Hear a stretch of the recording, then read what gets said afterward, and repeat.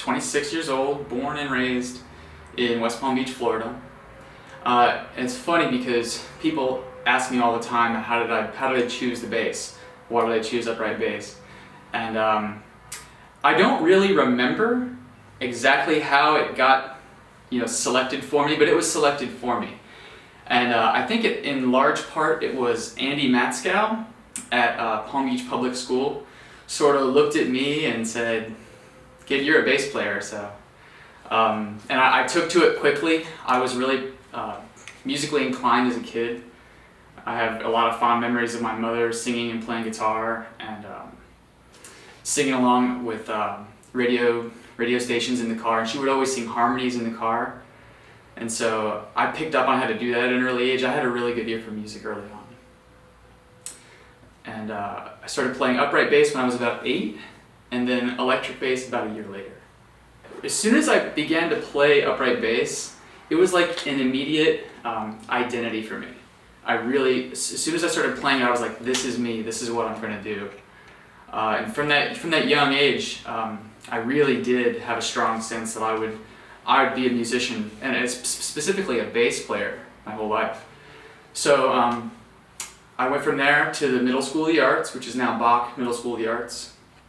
And while I was there, I started studying with Mike Groniger, who plays double bass with Palm Beach Opera. He's a fantastic bass player, fantastic viola da gamba player, and just a great guy, great teacher. Studied with him all through high school. I went to Dreyfus School of the Arts. And while I was there, and while I was at Bach as well, I got into playing in the jazz band. Both schools had terrific big bands.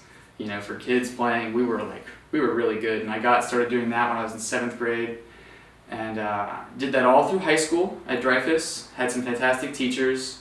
Played a lot of jazz and a lot of classical, and was really into playing everything on the bass, electric bass too, from rock and roll to jazz, you name it. I got into it all. After high school, I went to Lynn Conservatory in Boca.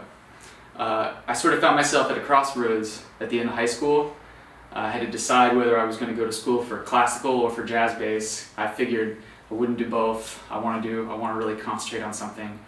And my idea was, I just want to go the route that's going to help me get the very best on my instrument. And so I chose to go to Lynn Conservatory. And I studied with 3 amazing bass players there. Halfway through my 2nd year, they hired who was to be my really biggest influence on the bass, Timothy Cobb, from the Metropolitan Opera in New York. And we got along great, and he was a tremendous influence on my playing. He was also a tremendous influence on me professionally, how to conduct yourself, how to be a member of an orchestra.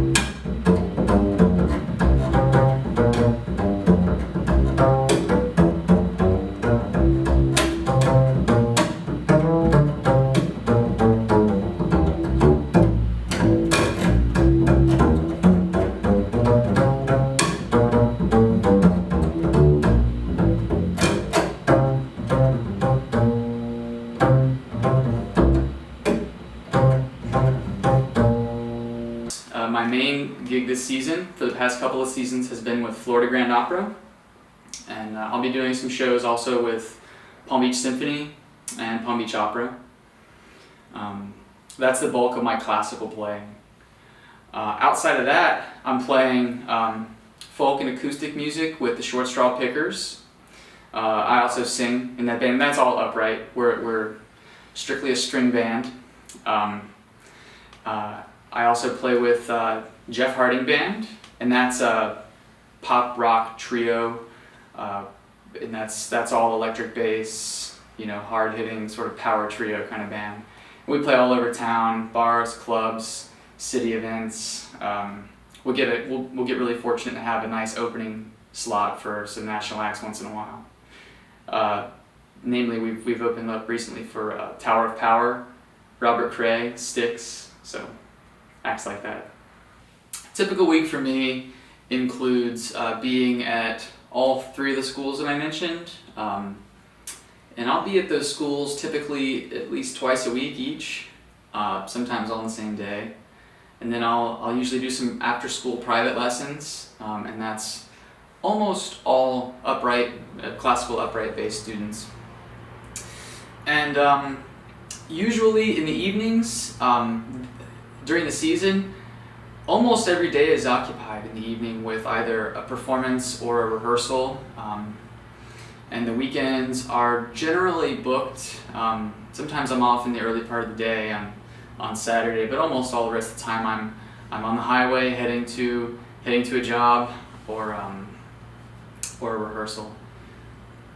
I've been really lucky the past couple of years, hooked up with the guys from Florida Grand Opera. They do some really nice recording work down south. I've gotten to be in the big Studio A at Criteria a couple of times. Once for a Spanish movie, once for a Spanish pop star who I'm sure is really famous in Spain, and then most notably for Gloria Estefan for her album The Standards. That was really great. That was a 2-day session. Shelley Berg was conducting. That was probably one of the most enjoyable experiences musically I've had, just because the level was so high, the arrangements were so good, and just a really enjoyable experience. All the very best players that I'm aware of were all there. It was a really nice experience.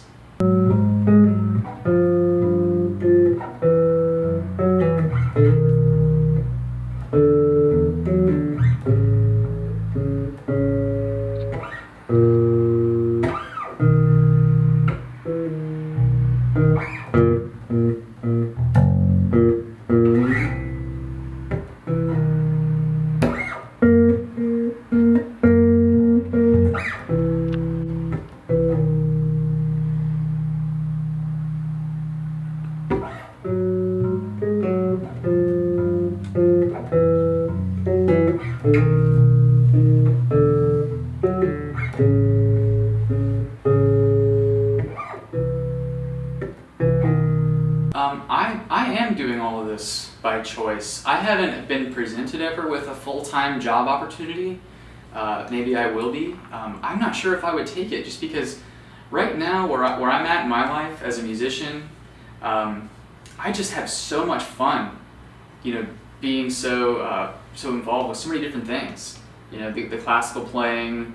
I'll be in the orchestra pit one night. The next night I'll be in a bar playing bluegrass. The next night I'll be in a bar or on a big stage playing, rock and roll.